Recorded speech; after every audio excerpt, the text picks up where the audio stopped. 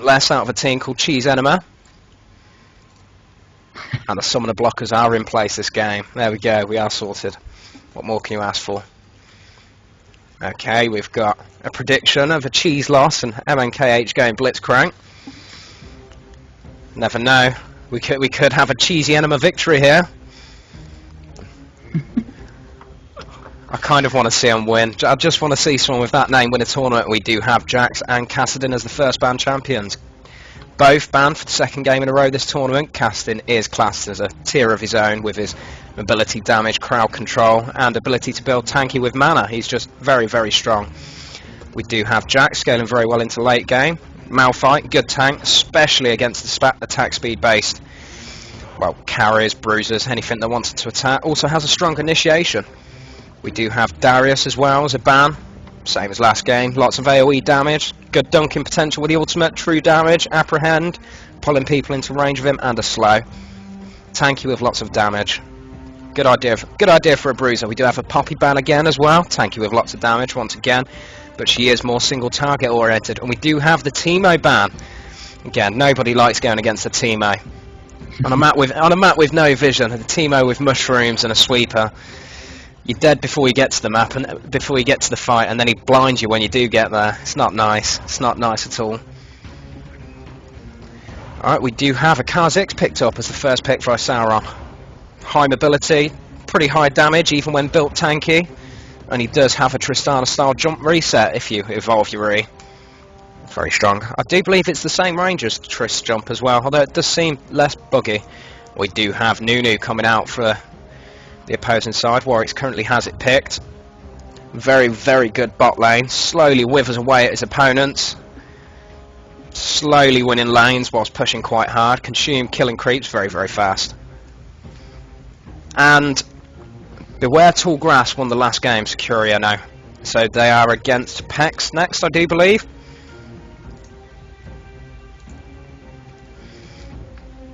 So Pantheon, as you were mentioning earlier, you hadn't seen Pantheon for that game and you were curious what had happened. Well, now maybe we'll see why he was so strong and where his strengths lie, and he is locked in. This could be interesting to see.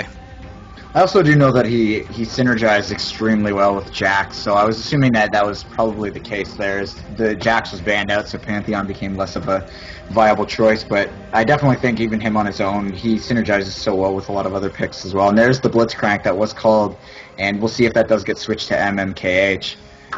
Good prediction there, folks, thus far. Very good at initiating fights on your own team's terms. A well-landed grab can devastate a top turret defense. If you land it on the squishy, there's not much defending them. Unless they were to grab a tank that could, I don't know, counter and engage. Something like Leona, perhaps, with a long-ranged ultimate. We do have Urgot also picked up. Strong bot laner, also a strong top laner. He's got lots of poke in both scenarios. Could be useful against Nmuh, though, as he does have spammable abilities, which kind of negate the attack speed slow of Numuh's Snowball. Yeah, and I can imagine that Urgot is going to offer a huge amount of not only damage, but just utility to his team with that swap, not to mention Blitzcrank in there, and that's basically, it looks like what they're going for. Nobody really super bursty on this team right now, but mobility and utility, definitely the name of the game for this the point defense team. Now we've actually seen a Taric locked in. Now that's not something you see very often. He doesn't contribute much damage, but with a Pantheon, a Zyra, a Nmuh, and a Taric, there's a lot of CC coming out thus far from Nmuh. Oh, I can't take that name seriously. I don't think... It doesn't matter how many times I say the name, I'll never be able to take it seriously. But it does look like Nyx will be there, picking up Swain, very strong bruiser. Although, well, not bruiser, AP bruiser effectively. He's quite a bit tankier courtesy of his ultimate and can build tanky and still do quite a bit of damage, as his E increases the percentage damage down whilst it's up. And it does look like we're going to get an Olaf up as well. Strong bruiser, good at closing through all of this massive CC that we see on Nmuh's side. They've got a team built around stunning and locking down targets, and an Olaf just, when his ultimate's up, just plain won't be stopped, will do as he pleases. Yeah, this is definitely a... now we finally got, though, like I was mentioning, lots of utility and whatnot coming out there, but these last two picks that's definitely a lot of burst, and we've got a huge amount of CC coming up from point defense, and like you mentioned, even more so from Cheese Nmuh over here, which, again, just brilliant name. But we are seeing, not going to mention too much about the summoners right now, a little bit more traditional from both sides, and I mean, we're going to see, I definitely think we might see the exact same thing we saw last game, because you do see a lot of single target over on the on point defense's side, and that's definitely going to play into their advantage at the early levels. And I think that after level 6, though, there's going to be a lot more mobility with Pantheon's ultimate, as well as just the AoE is going to be brutal from Cheese Nmuh. See, that's quite true, but it's not that point defense is lacking in AoE. As Sauron, for example, on Kha'Zix, when he evolves his rockets, if he goes about doing that, that's a free-directional, rather large damaging rocket going out there, which can slow if you've evolved it, but you've got to evolve it to get the triple rockets. We have a Blitzcrank ultimate ready to disrupt any AoE chaining they intend to do, and he is perfect for, well, locking up a Zyra or a Nmuh or anyone that wants to land a perfect combo. We've also got Urgot there with the disrupt ready to stop any combos that may want to come out, and we've got Olaf there. Cleavers can hit multiple targets, and they do a lot of damage for each target hit. Flat penetration Olaf, for example, with all the flat penetration on his ultimate, until you've got like around the 200 armor mark, he's just going to be eating through you, true damage on everything effectively. It's absolutely brutal. And then we do have Swain ready as a counter engage with his snare and his slow, and just turned into a big bird. No one wants to run into a bird.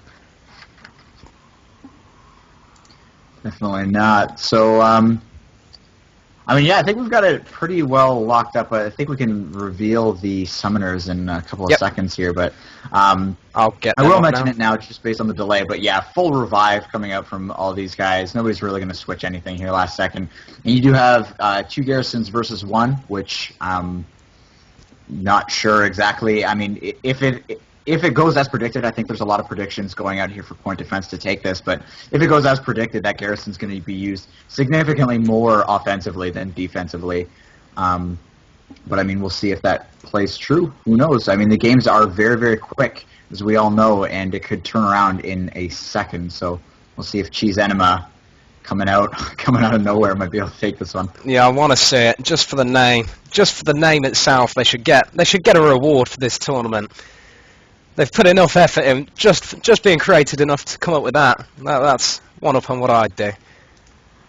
Alright, and we are 2 minutes until we go into the game. We could see an Olaf bot lane, could see an Urgot bot lane, could see a Kha'Zix bot lane. It's all up for grabs, although I am expecting a Nmuh bot lane in on Cheese Nmuh's front. So we'll have to see how this goes. We're going to have to see how this goes.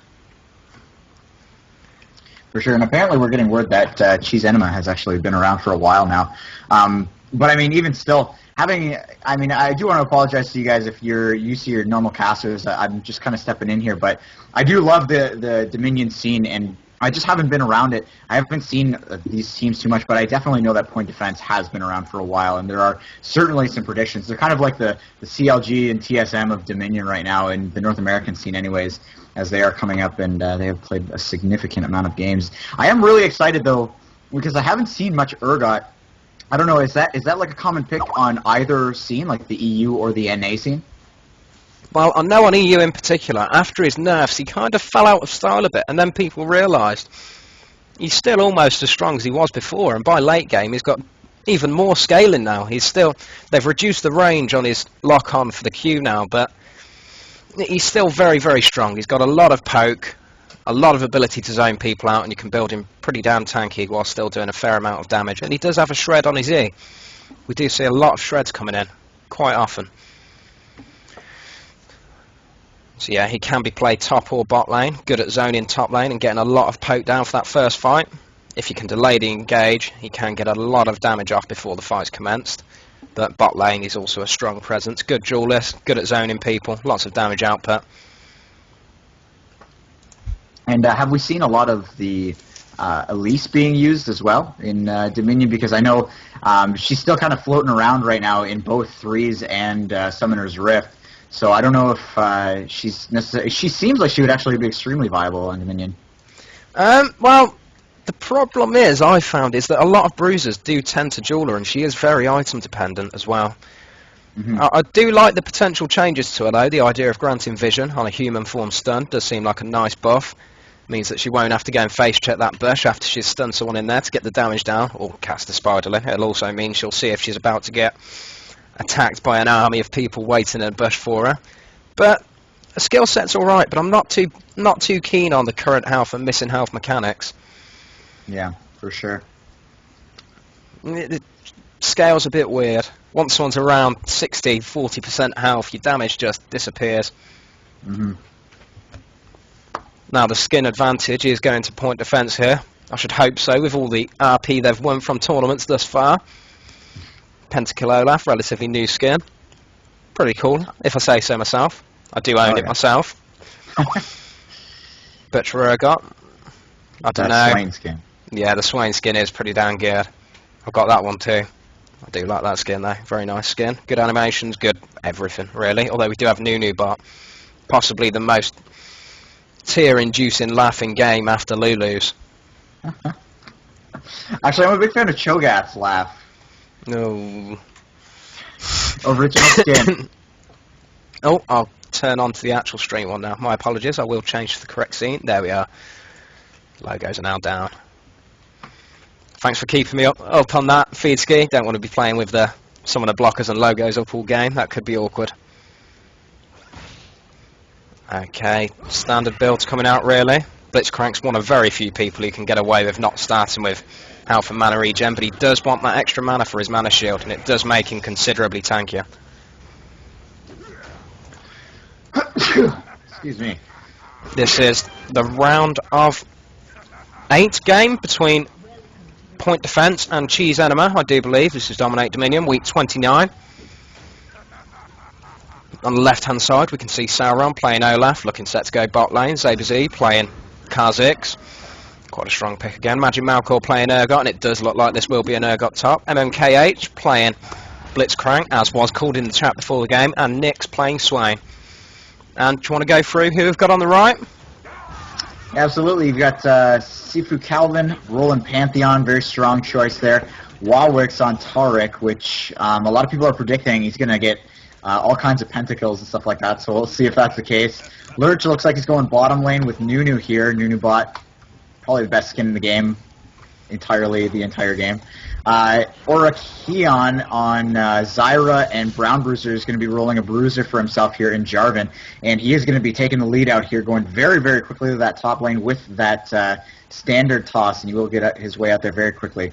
Saber Zed on the left-hand side of things with Kha'Zix is going to be picking up the refinery on the left-hand side, where Taric is actually going to be getting the drill, so they're going to be lagging behind a little bit. Blitzcrank is going to come in here, and we're going to see if this comes down. He might get this pull-off, and I don't think it's going to be too difficult, as has been locked up is that Pantheon. He will, however, block one of the auto attacks. It's not going to save him, though, as Swain will pick up that kill. It looks like Blitzcrank is going to go down very quickly as well. Ooh, huge kill there for Taric. And this point is going to be fought over for a little while here. Windmill still up for grabs, as it looks like Jarvan is going to jump in here, try to pick up a kill onto the Swain. Swain's going to miss that bind onto the Zyra, which is going to allow her to pick up this point. In comes the Pantheon after using that revive, as well as Blitzcrank, and this fight is just continuing to go back and forth here. Those Sabers is in the background here. Nice pull from Blitzcrank, getting exhausted though. And he's not going to be able to put up too much damage. He does pop his shield, and it looks like, there we go, Taric will go down. Pantheon looking for a kill onto that Blitzcrank, not going to get it though, and Jarvan has come back for his second life as well, finally picking up the kill on Blitzcrank. And this is looking like it's actually going in favor of Cheese Enema. I'm glad to hear it. With a name like that, I want to see some very good performance. Although it is being delayed for quite some time by Nyx and Magic Malkor there, but they're just a little bit low health. Nyx will be picked up by the remainder of the team. Taric there ready to dazzle and amaze with his truly, truly, truly outrageous gems. Bummer. Hopefully the stream should fix the quality itself. It's a bit, I don't know. I've got slightly sketchy internet and not the best of upload speeds, so it can go a bit low quality every now and then. My apologies to any viewers. It should fix itself soon. We do have MMKH getting a free cap on the Storm Shield there after Urgot provided cover, but now they are 2v3, very near the Storm Shield here. Oh, let's swap to kills and deaths. We just see him mobilising around mid, really. Decide what play to make, get himself all groups up together. We do see Jarvan checking the bush with his flag. Saves having to face checks, it does grant vision. Alright, so we do have Zyra's kind of duking it out here with the Urgot, but it's looking like it's going to be a 4v2, actually a 5v2, or sorry, it's going to be a 4v3 now, as Tar came in. I thought he was actually on point defense. In comes Pantheon, though. He cancels the ultimate, because it looked like it wasn't going so well for his team there, as Wawix might get picked off here. He will get picked off. Great pull by Blitzcrank, going to make that extremely one-sided, and Pantheon might go down here as well before he picks up a kill. Lots of AoE being used here, though, as Zyra and Jarvan are jumping in there. They still own the windmill, so that's going very well for them, and now they've taken control of the area around that as well, so things really going well for Cheese Enema, and bottom lane actually isn't looking too bad for them either. They are gaining quite a bit of a lead, and we can tell that Nmuh has got bit of a health and mana advantage, and he is maintaining health relic control, but I'm still not sure if it'll go in Numuh's favour once Olaf activates that ultimate of his. Although Nmuh is still very fast, so unless he has landed a cleaver, he's probably going to have difficulties catching up with him. Oh, blimmin' it looks like different people are having different issues with Twitch, so perhaps it's not my end. We can blame MLG and their 100,000 viewers or whatever it's at now. I did see got landing a corrosive charge into the bush, saves face checking again. Do have a rat climbing on my desk at the minute, pet rat knows. Does land his Q into the bush there, does know people are there, and Sifu Calvin is on his way out of that fight now. Yeah, and you can see that they're being point defense is being extremely cautious. You can see Kha'Zix is checking the brush with his, as well as Urgot. But so here we go. In comes another fight. And this is actually going to be a pure 4v4, though Zyra not really doing much in the background here. Actually hasn't really casted anything. She's finally going to get a planted online there, but it's a little bit too late here as the rest of her team has fallen to these four characters. She really did not input too much there, though her ultimate was not online, and it still is not online, so I can see why she's a little bit hesitant. But finally, point defense is going to take back this windmill, or rather take it for the first time, and they will slowly start to regain their lead here, although the drill has been taken as well. It is going to be in their favor very shortly here. There it goes, and bottom lane is still pretty stagnant. Now, as asked in chat, we do see, gold-wise, Nmuh is slightly behind on Olaf. Cleavers are very, very good for picking up farm.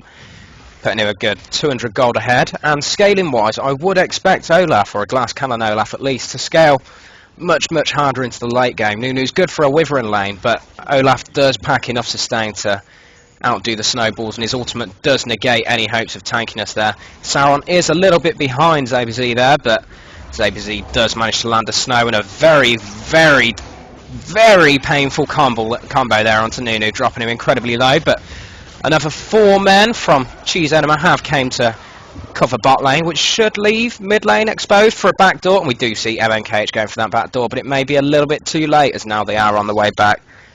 But it does just look like point defense is going to hold these 3 points at the minute. See if they can get any good point defending going on. Supersized Blitzcrank car, just what we need. Zyra Snare does miss, and the Blitzcrank ultimate does reduce the damage coming out on him temporarily, giving him that little bit of extra time to stay alive until Swain arrives to provide the additional damage. Zyra's knock-up did go out on both MMKH and Magimalkor there, but Magimalkor's ultimate did hold her in place until the knock-up, meaning they do manage to catch her and land the corrosive charge combo, taking her out. And Wawix is looking set to be taken out here by a absolutely lethal Kha'Zix at the minute, doing a lot of damage with that brutalizer. Flatpen's very, very strong until people have got a lot of armor, and we do see a frozen heart out of Nmuh bot now. Actually, he can't be doing with any damage coming his way, negating that Flatpen quite a bit. His armor values out at the minute, 165 armor. It's quite a bit. Although Olaf's ultimate at the minute is, well, 10 armor pen, but it will increase in a very short period of time when he hits level 11.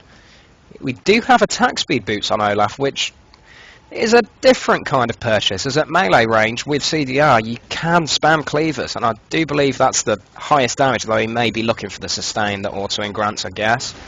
We do see a gank coming in there, but Pantheon has stumbled into a bush with both Urgot and Swain taken out there. Oh yeah, and this fight is definitely going in favor of point defense. Tarek, you can see coming in behind there, landing that stun, but he's going to get caught out here by the Swain and the Kazakhs. In comes Lurch on Nmuh, though. He's going to slow that attack down. And actually, the axe being missed there from Olaf, so that's a bit unfortunate. Though we will have a 5-man convergence here onto the Boneyard, and it looks like they might pull this one out, though Nmuh with a pretty huge ultimate there as well. Not going to go in their favor, though, as, again, point defense is really coming out ahead here.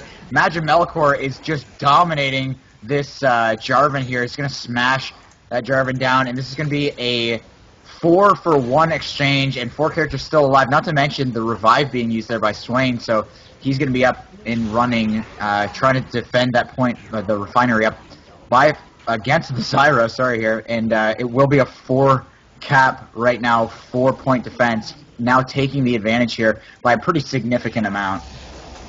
We do have Kha'Zix alone in the enemy jungle there, but with the massive jump he's got, he should be out of harm's way. Although this is a very, very, very big creep wave coming up for Cheese Enema here, although Kha'Zix W should be able to clear it, and Zyra is taken out. And her ultimate doesn't do enough damage to drop anyone, any significant amount, and Zaberz is just clearing the creep wave there.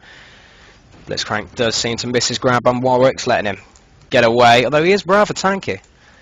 175 armor, all 2k health, perhaps not quite so tanky, but the Aegis does make his team tankier, and Olaf is taken out by a 3-man effort from Jarvan, Pantheon and Nmuh. Blood Boil on a Bruiser does add a lot of damage. Well, Blood Boil on a lot of things adds a lot of damage, I guess, but the mobility too is very helpful for chasing someone down and assuring a kill. We do have it defended now, though, by 3 folks. Swain has came to help, and so has Zaberz on Kha'Zix. Does manage to get the jump over and lands his slow and damage onto Lurch on Nmuh there. And Lurch is taken out, but Jarvan and Pantheon both managed to escape. And whilst Blitz is pushing the lane, Warwick is capping the turret and does look set to get a neutralise. And it is neutralised. He's now alone versus Zyra and a Taric. That's a snare and a stun. Have to see how he goes about this. He has got caught. Oh, the Jarvan didn't commit, however. Didn't try and zone him out. He does manage to delay that cap a little bit longer there. The corrosive charge combo coming out from Urgot, dropping Zyra very low, very, very fast. Taric doing considerable amounts of damage. Managing to drop Urgot down rather fast. Blitzcrank does pick up the health relic, but is looking set to drop soon afterwards. Yeah. Although Swain and Kha'Zix are here to cover mid now, and bot turret has went in Sauron's favour. And it's actually kind of stabilizing here a little bit for not. Jesus Christ, I can't remember their names right now. Too much action happening. I'm trying to focus on 2 things at once. It looks like though Jarvan will go down, as well as Pantheon. So things seem to be going a little bit better here. But point defense on the left and Cheese Enema on the right. Thank you. God, I can't remember. I know the feeling. Don't worry. Yeah, so Cheese Enema, it looks like they will come back here, and they are going to pick up this bottom right-hand side, the Boneyard here. And they will start stabilizing a little bit, though not before Swain goes top. So every time they pick up a point, they're just getting countered very, very well here by point defense. So Pantheon jumping on top of this Urgot here, as well as the Tart coming in there for the stun, is going to help to pick up that kill. Now, this is really Cheese Enema's time to shine here. Kha'Zix is one of the only characters alive here, and he's the only one with Revive online as well. So if they can cap this point, they do neutralize it last second, and Swain coming in here looking to do a lot of damage to Wildwicks, but that's not going to get the job done, as Swain will get picked up here, and he does not have Revive online, so he's going to be a while before he comes back into this fight. And Zaberz is going to run away while exhausted here, almost going down to the Jarvan, but not quite. But yet again, point defense comes back, and they will defend this. So not bad there, though Pantheon heading top. So counters all over the place as to where these points are getting picked up. And Pantheon, I think, really spearheading, no pun intended, spearheading that effort for his team. I've got to say, though, it's definitely worth sacrificing top to hold the objective, as if the fights are a little bit close, an objective could turn on massively into the side that takes its favour. Not only does it do 20 points of damage to the other side's Nexus life points, but it also grants a 10% damage boost to the entire team, which can vastly change the outcome of team fights. And we do see 4 men here engaging on the 3 men. Well, it was the 3 men that engaged on the 4 from point defense, but point defense do manage to pick up Taric first, and Blitzcrank is pushing the lane and going to go for the top cap whilst Urgot and Kha'Zix do split the efforts and go for a gank bot lane. Sauron did activate his ultimate very late there, just to reduce the damage taken from the Nunu ultimate and get a full duration of it off. Urgot is capping. It looks like they will be sacrificing top, or not going for top, to try and aim for an objective instead. That 10% damage bonus we were talking about is incredibly strong in a team that's in the lead's hands. It can mean you go from being in the lead to just plain stomping. If the fights were close before, you can expect them not to be close anymore. It works in both sides' favour. Now we do have Pantheon coming down here, although Kha'Zix is waiting and Pantheon is very low health. Sauron does manage to land the cleaver and locates where he is. True damage in the cleaver and more than enough to take him out. However, Kha'Zix is trying to zone out the Nunu, but Consume is just slowly pushing the wave. Javan is picked up by Swain there, and Blitzcrank and Urgot. Tariq is stuck on his own. Probably his best bet is to defend the point at the minute, as he can't really go face checking that jungle alone. Not on Tariq. We do see Urgot landing a corrosive charge combo onto Tariq there as well. Yeah, and it looks like actually a really great bind there coming up from Zyra is going to nail both those characters. And Kha'Zix and Urgot doing a great job kiting here, but in comes Pantheon, and this is really going to turn the tides here. It's going to zone out this Urgot at the very least, who will nail that slow onto Pantheon. Very key timing there. Though in the background, Kha'Zix is going to get picked up, but not before he picks up Tariq for himself here. One thing I want to note is that Zyra has actually been playing, I think, a little bit too passive. Ooh, great pull there from Blitzcrank. But yeah, she's been playing a little bit too passive for his team. She will go up and steal the windmill, though Swain is going to get up there to defend, and Pantheon gets picked off as well. So Jarvan and Nunu are pushing this wave down bottom, but it's being defended top here by point defense, and Kha'Zix and Urgot coming in here, I believe, will be able to defend this pretty effectively. Apologies to 20 viewers, the stream does look a little bit choppy at the minute, but I'm going to have to assume it is down to MLG at the minute, as things do seem to be going quite well on my end. The internet is holding up at the minute. Hopefully it does fix itself shortly again. We're just going to have to see how it goes. And we do have a 5-man going bot from Cheese Enema at the minute. Javan is very low health and will have to back off. Urgot is taken out by Pantheon there, just on a quick stun jump in. Sauron does try and land the undertow just to stop them getting the chase on and picking anyone else up. This is a 2-man defense against 3 at the minute, 4 even, my mistake.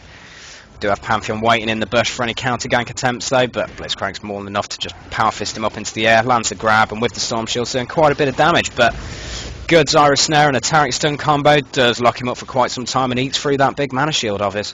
He is going back in though with Kha'Zix and Sauron there, but Kha'Zix is going around the back to pick up the low health squishes in the back row. With the extra jump there, oh god, so much damage and mobility. Oh, but he does overextend a little bit there. He does get caught in a Tariq stun, a Zyra Snare, and a Nunu snowball, and is just taken out. Nunu ultimate is interrupted by a Blitzcrank grab there, and Warwick's is taken out with Ignite.